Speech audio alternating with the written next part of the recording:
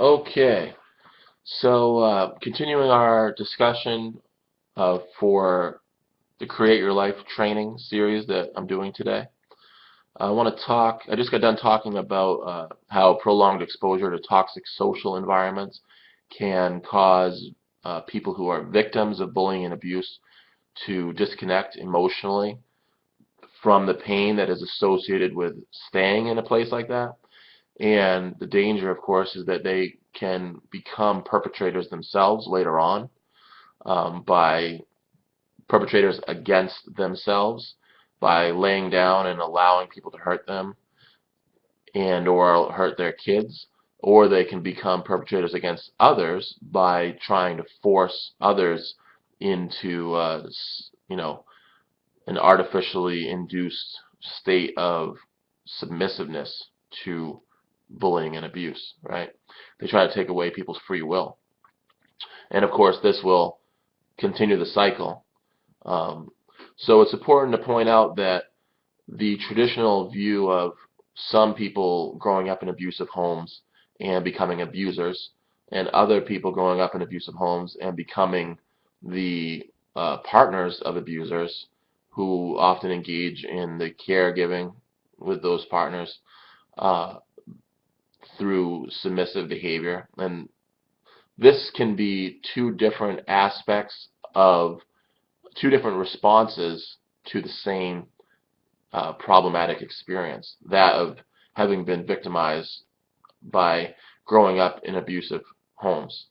One person responds to that experience by growing up to try to avoid it by forcing others down, right, in a state of inequality of power in their relationship. And the other person responds to their childhood experience by making sure it never happens again, by it's not as painful, by just willingly laying down, uh, submitting, prostrating themselves to this person who's using these four strategies. So both are maladaptive. Both strategies are preventing the people employing those strategies to get their human needs met, and they're not experiencing psychological well-being, emotional well-being, physical well-being.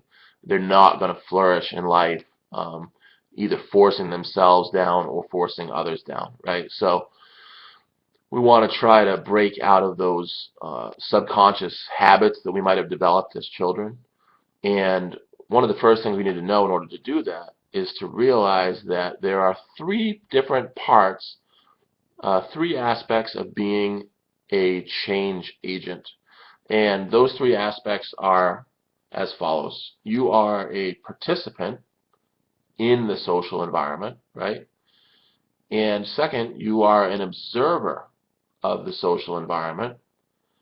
Third, you are a creator of the social environment and of the social experiences in which you are a part, right?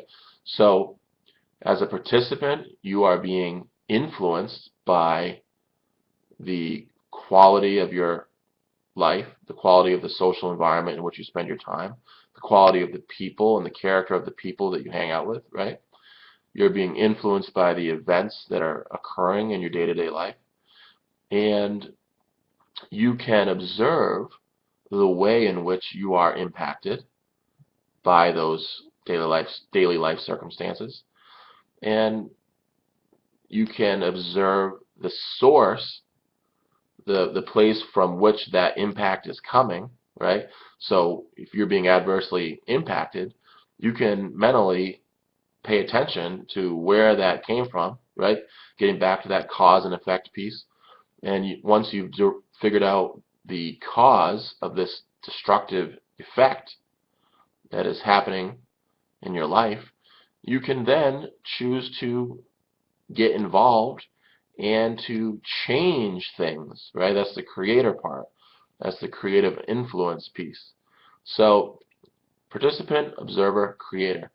And now I want to get into specifically how to create the right conditions, okay? So I've been using the the phrase "the right conditions" as a way of kind of introducing you to this. But really what you're going to be doing, these right conditions, is creating a healthy social environment. In nature, in biology, sometimes this is called a ecosystem. So a system in general is, you could think of your car, right? It's a set of interacting parts or variables which, when functioning properly together, cohesively, will produce a certain desired output. And in a car, you know, that's the wheels and the engine and the steering wheel and a driver getting involved. When that all comes together, the result is forward movement toward a particular destination. And in this case, you as the change agent are going to be paying attention to how you are impacted by the social environments in which you live. You're then going to observe where that impact is coming from and whether or not it's a positive or a negative impact on you and your human capacity to get your needs met.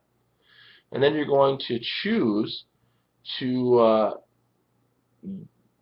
shape those situational variables in ways that will bring them together to function cohesively toward and function properly toward a desired outcome, which is you want these different situational variables to interact in a way that is conducive to the experiencing of life and aliveness, well-being and flourishing, right? Either way you want to describe it as, it's that good life experience, those experiences in which your needs are met. And so in the next video I'll get into how you're specifically going to do that.